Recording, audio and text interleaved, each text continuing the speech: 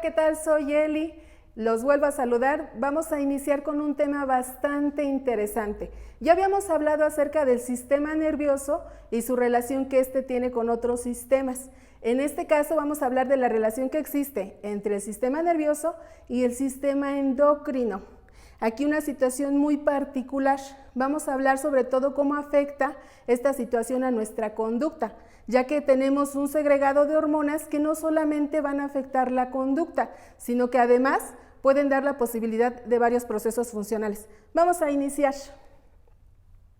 Pues bien, decíamos, aquí la intención es analizar como cierto cúmulo de órganos, ya mencionábamos en los niveles de organización biológica, van a lograr establecer el sistema endocrino, muy importante no solamente para la funcionalidad de un organismo, en el caso de los humanos también media la conducta.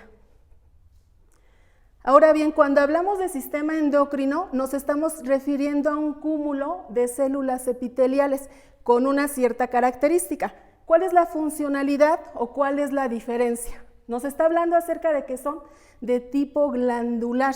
Es decir, vamos a tener un conjunto de glándulas que su función va a ser segregar cierta sustancia. A esa sustancia segregada se le conoce como hormonas, ¿sí? Ahora, las hormonas en esta parte pueden funcionar o de hecho son mensajeros químicos. ¿Recuerdan cuando hablábamos de neurotransmisores? Pues estas también son parte de esa situación, solo que hay una distinción. Recordemos que los neurotransmisores son de corto alcance. Es decir, da un estímulo sináptico y ese estímulo sináptico cede. En el momento que ya fue empleado, el cuerpo vuelve a reposar, el organismo vuelve a su misma reacción y este efecto termina. Sin embargo, si hablamos del actuar de una hormona, no es así. Una hormona puede actuar por un largo periodo de tiempo. Parte de ello nos denota nuestras características sexuales y evidentemente pues nos tiene una función muy específica. Ahora, estas hormonas no solamente dan la posibilidad de una sustancia segregada, no solo actúan como mensajeros, también lo que permiten es coordinar otras funciones. Vamos a analizarlas más adelante. Dentro de estos órganos endocrinos tenemos glándulas. Aquí debemos hacer una distinción. Tenemos también, aparte del sistema endocrino, un sistema exócrino. Por ejemplo, te pongo un ejemplo para poner esto en contexto. Si nosotros lloramos, también es una secreción, es parte de un sistema. Sin embargo, este no es endocrino, no es endo, que significa adentro, es exócrino, estamos expulsando. Otro ejemplo muy particular, si hablamos de las glándulas sudoríparas, este sudor es un mecanismo de defensa. Es una situación que termorregula la temperatura corporal y también es de tipo externo. Aquí nos vamos a dedicar a hablar de la parte interna, de la parte endocrina. Ya mencionábamos una serie de glándulas. Estas glándulas median el comportamiento de ciertas hormonas y estas hormonas tienen una función muy particular. Aquí estamos con las glándulas endocrinas que en cierta forma permiten coordinar de nuestro mando central, que es nuestro sistema nervioso central, permiten que las funciones se den. Y una vez que estas funciones son asimiladas, esa indicación, ese indicativo, esa hormona que actúa va a ser segregada. Ya aquí mencionábamos las exócrinas. Dos ejemplos claros, pues el llanto y la sudoración. Ahora, dentro de esta situación, ¿qué es la comunicación endocrina interna que participa?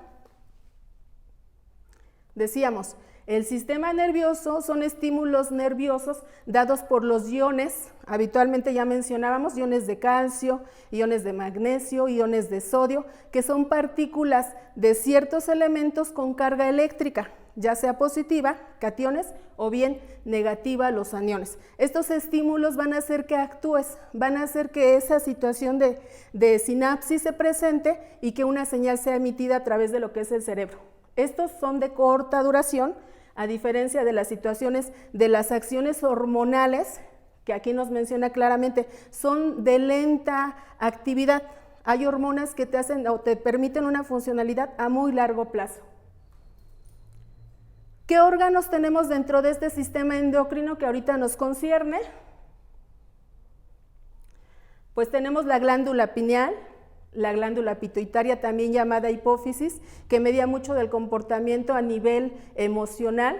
Tenemos también lo que es el hipotálamo, que está controlado por la hipófisis, y también tenemos la glándula tiroides, el timo, las glándulas suprarrenales, que ya mencionábamos que tienen que ver mucho con lo que son los neurotransmisores. Tenemos el páncreas, que tiene una actividad de dos tipos, tiene una funcionalidad endocrina, pero también tiene una funcionalidad exócrina, es decir, actúa tanto a nivel externo como a nivel interno, y después las gónadas sexuales, cuya funcionalidad pues la conocemos, es dar origen a la preservación de vida. Activa una función muy interesante para el cuerpo humano, activa nuestra función de reproducción.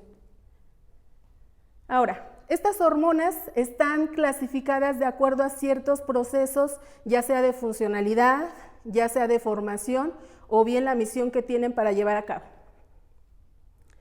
Las hormonas como tal, ya decíamos, son mensajeros químicos. Hay que recordar que la comunicación celular, sobre todo la paracrina, tiene mucho que ver con la situación de los neurotransmisores. En el caso de las hormonas, no necesariamente es paracrina. Muchas veces también se presenta de tipo autócrina. ¿Qué significa esto? Tenemos una célula que emite un mensaje, y ese mensaje activa su propio receptor, es decir, no requiere ninguna otra célula. Activa su receptor y este va a actuar. Entonces el mensaje ya ha sido enviado y obviamente se va a obedecer. Dentro de esta clasificación, son distintos tipos, hacemos la aclaración, vamos a hablar de la química. ¿Cómo se van a clasificar las hormonas a nivel químico? Esto depende de la sustancia que segreguen. Nosotros hablemos que están de tipo esteroides, como lo es el colesterol. Aquí a veces tenemos una idea un poquito vaga. A veces pensamos que el colesterol es perjudicial y no siempre es así. Habría que diferenciar entre los tipos de colesterol y cuál es benéfico para tu salud y es indispensable para que lleves a cabo tus funciones vitales, y cuál es el que te puede perjudicar, pero, haciendo la aclaración, solamente te afecta cuando se acumula en demasía. Si no está acumulado en tu organismo, también es benéfico. Tenemos la testosterona, es una glándula, una hormona propia del hombre, el estradiol, la progesterona, que es una muy habitual en las mujeres, y el cortisol, la famosa hormona de estrés. Ahora estas son las esteroides. Vamos a hablar de las no esteroides, que son de acuerdo a la tipificación química. Tenemos las aminas, con grupos de lo que son nitrógeno e hidrógeno, los péptidos, las proteínas y las glucoproteínas. Vamos a continuar con otro tipo de clasificación. Ahora, este tipo de hormonas tienen ciertos mecanismos que los activan. Depende de la señal que se emita para que las hormonas puedan actuar. Tenemos dos tipos muy interesantes, las hidrosolubles y las liposolubles. Recordemos aquí un poquito. Hidro se refiere a la parte del agua y lipos se refiere a la parte grasa. La actividad de estas hormonas tiene una circunstancia muy particular. La parte de las hidrosolubles, ¿qué va a suceder? Que estas van a tener la capacidad de unirse a un receptor. Entonces van a tener una situación en la membrana plasmática. Se van a poder posicionar de forma muy fácil a lo que es la membrana plasmática de una célula. Sin embargo, se les va a complicar muchísimo ingresar al interior del citosol celular. No es posible, a diferencia de las liposolubles, que estas van a tener una facilidad impresionante para atravesar y penetrar la célula. Es decir, su actuación es dentro del citosol. Esa es la diferencia. Dentro de las hidrosolubles tenemos las peptídicas y las catecolaminas, lo que sea la adrenalina y la noradrenalina. A esas se refieren, hay que recordarlo. Dentro de las liposolubles, pues tenemos el citosol, ya decíamos que atraviesan el citosol, perdón, son esteroides y también tiroides, que eran las anteriores que analizábamos. Ahora, cada hormona tiene un lugar muy específico de actuación. Depende de la funcionalidad para la cual está diseñada, es el lugar en el cual va a actuar. Ya mencionábamos las autócrinas, muy indispensables para esta parte de la funcionalidad. Ya decíamos, ahí mismo tienes la célula, tiene su receptor, actúa. En las paracrinas, ya mencionábamos, esta solamente se va a aplicar, la parte de las paracrinas, a una célula contigua. Es decir, tengo una célula, esa célula emite el mensaje, en una célula vecina hay un receptor y ese receptor capta el mensaje, entonces puede actuar. Después tenemos las endocrinas, ya lo mencionábamos claramente, van a actuar a distancia. Hay otras de tipo modulador. Las de tipo modulador activan una serie de funciones, pero ya en forma agrupada. Ahora, esta situación hormonal interacciona, es un medio y es un mecanismo que puede mediar la conducta. A final de cuentas, esa es una de las situaciones. Tiene que ver mucho también con la alimentación. Si te pudiste dar cuenta, nos habla de proteínas, nos habla de lípidos, y hay alimentos que denotan que van a activar una hormona o bien pueden evitar que ésta pueda actuar. Mucha parte tiene que ver con lo que es la inhibición y lo que es la activación. Vamos a ver qué tipo de interacción se presenta. Tenemos uno muy interesante de tipo sinérgico. ¿Qué pasa en el tipo sinérgico? Tenemos una hormona que actúa y hace sinergia sobre otra. Entonces, ¿qué va a suceder? Tenemos células, un grupo de células estimuladas. A final de cuentas, la actuación de una va a impactar en las demás. Entonces, se va a presentar una especie de reacción en cadena. Se hace una sinergesis entre ellas. En el caso de las permisivas, ¿qué sucede con las permisivas? Lo que va a hacer es activar la funcionalidad de otra, ¿sí? Entonces da pie a que se origine o a que sea posible el efecto de una más. Después también tenemos las antagonistas. ¿En qué va a ocurrir? Pues tenemos una hormona que actúa y como actúa una, impide que la otra lo haga, ¿sí? Entonces es un conjunto en donde se presentan dos funcionalidades opuestas. La funcionalidad de una va a limitar la funcionalidad de la otra. Dentro del cúmulo de hormonas que tenemos muchísimas hormonas, pero vamos a hablar de un poquito de las más habituales. ¿Sí? Vamos a hablar, por ejemplo, del hipotálamo. En la parte del hipotálamo, ¿qué va a ocurrir? Va a interaccionar constantemente con la hipófisis. Esa va a ser su situación. Aquí la situación es de que tiene mensajes que secretan hormonas paracrinas, es decir, un conjunto de hormonas vecinas. Después vamos con lo que es la pineal. ¿Qué pasa en la pineal? Esta nos va a permitir segregar melatonina, que es muy indispensable para los niveles emocionales y de estatus de satisfacción del ser humano. Después tenemos la pituitaria. En esta nos dice que es una vasopresina o bien la oxitocina. Recordemos que la oxitocina es habitualmente conocida como una de las hormonas que da estabilidad emocional. Habitualmente un grado alto de oxitocina te va a permitir entablar una relación interpersonal muy estable, aunque también está presente en lo que son las contracciones uterinas. Cuando una mujer va a dar a luz, permite que el útero se contraiga continuamente para hacer trabajo de parto. Vamos con la tiroides. En esta es una de las glándulas de mayor influencia y a veces que tenemos un poquito de alteración y eso nos puede ocasionar muchos problemas de salud. Es la que media el metabolismo. Recordemos que el metabolismo es un cúmulo de reacciones químicas que se realizan dentro de tu organismo y que permiten muchísimas funciones. Es la suma de reacciones químicas catabólicas y anabólicas. A medida que avanza la edad, esa situación de metabolismo se comienza a alentar. Recordemos que existe cierta limitante de lo que es las células, ya sea a generar nuevos procesos, generar nuevo tejido, y esta situación comienza a verse limitada. Con la edad esos procesos se comienzan a restringir y parte de una compensación de este proceso es la muerte celular programada, como ya lo habíamos mencionado. Ahora, esta situación de la glándula tiroidea nos permite también hablar de lo que es el sistema, la tiroidea, por favor, el sistema de la velocidad de esas reacciones químicas, ¿sí? Todo lo que se lleva a cabo dentro de nuestro organismo, ya sea, por ejemplo, a través del proceso de nutrición, ¿qué pasa? Cuando nosotros nos nutrimos, la intención es aprovechar todas aquellas biomoléculas o sustancias que le son de provecho al organismo, algunas asimiladas por el tracto digestivo o bien, si no son tan provechosas, se pueden acumular como tejido adiposo, alimentando a los adipocitos, o bien lo vamos a desechar mediante lo que es la evacuación. Por esa razón también es muy importante la ingesta de agua. Ahora, con esta situación de la inactividad o mal funcionamiento de la glándula tiroidea, ¿qué pasa? Pues también se puede presentar un metabolismo inadecuado, un índice metabólico que puede aumentar o reducirse de acuerdo a la funcionalidad de cada organismo. También tenemos lo que es el calcio que se fija en los huesos. Permite esa situación. Si no tenemos una buena consideración de calcio y magnesio en los huesos, ¿qué va a ocurrir?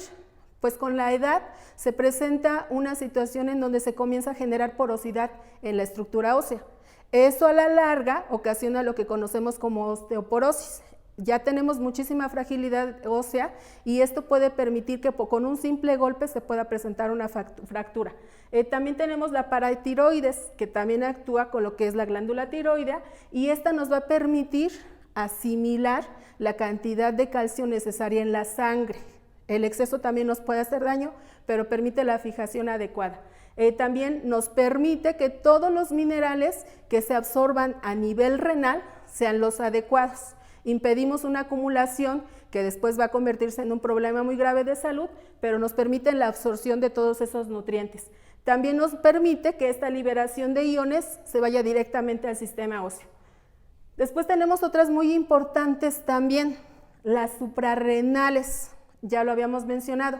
En esta parte de las glándulas, de las hormonas suprarrenales, son posicionadas justo en la parte superior de los riñones. Directamente no tienen mucho que ver con la funcionalidad, pero su localización, sobre todo las de actuar a nivel médula suprarrenal, son las que nos van a interesar.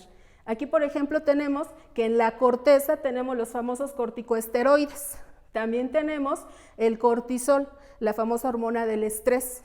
Y si tú ya te habías informado o ya sabías, hay estudios que demuestran que durante la fecundación un feto a muy temprana edad, antes de ser feto, comienza a tener lo que es acumulación de esta hormona.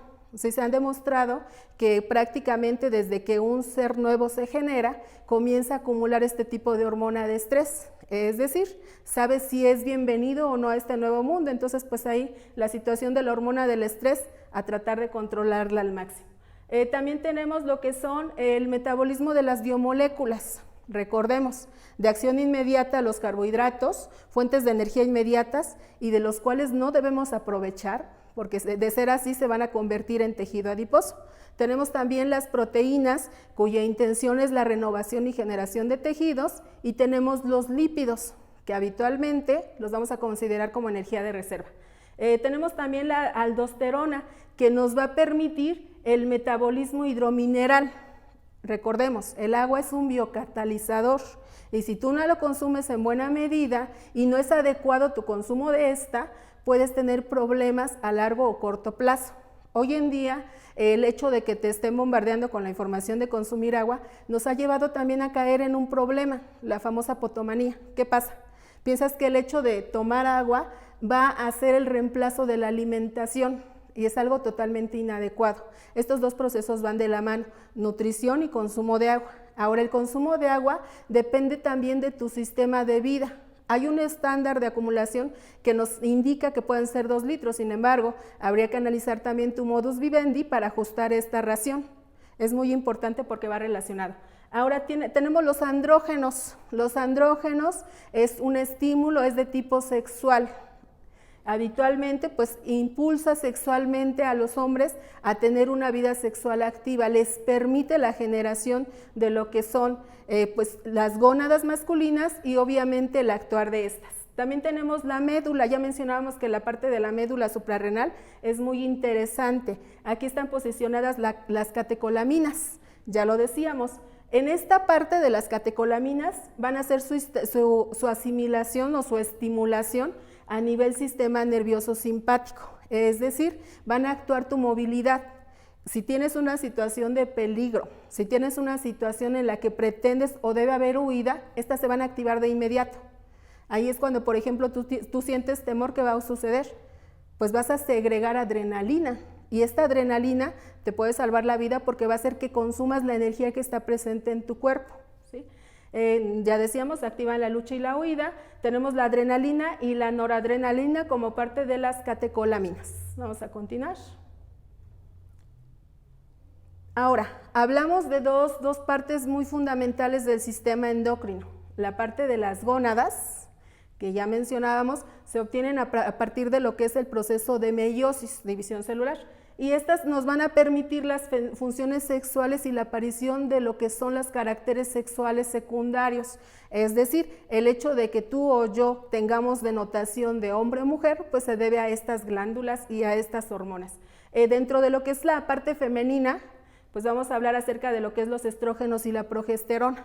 cuya situación radica en que activen los caracteres sexuales secundarios, pero que también nos permitan la parte gestiva. En la parte de la gestación pueden actuar estas hormonas para que se lleve a cabo lo que es el proceso de lo que se forma la placenta, de lo que el embrión comienza a generarse y obviamente su crecimiento lo media y lo protege, pero también nos van a tratar de regular lo que son las funciones sexuales, caso por ejemplo del ciclo menstrual, son parte de las hormonas que median este actuar. Dentro de lo que son las gónadas masculinas, hablamos de los testículos, se va a generar la testosterona. Recordemos que esta es la hormona que permite que se desarrollen las características sexuales secundarias en los hombres. Todo el proceso físico, el cambio físico y el cambio no solamente del físico, sino también de actuar, se deben a esta hormona, la testosterona. De lo que hablamos ahora, por ejemplo, en el caso del páncreas, también es muy importante el actuar. Nos habla de que este va a mediar, va a estimular y va a darle funcionalidad a lo que es la cantidad de glucosa en la sangre.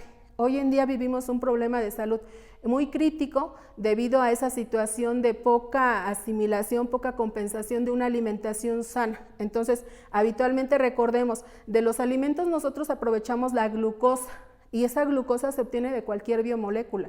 No significa que solamente ingreses carbohidratos, obviamente sí sobra decir que sí los carbohidratos tienen que ver en este asunto, pero a final de cuentas es lo que asimila nuestro organismo de todas las biomoléculas y de todos los alimentos. Esa parte de la glucosa que habitualmente pues ya sabemos que el actuar está directo en la insulina y en el glucagón. Son las dos hormonas que nos van a permitir la glucólisis. Es decir, nos permitirán mediar esa cantidad de glucosa y hacerla funcional.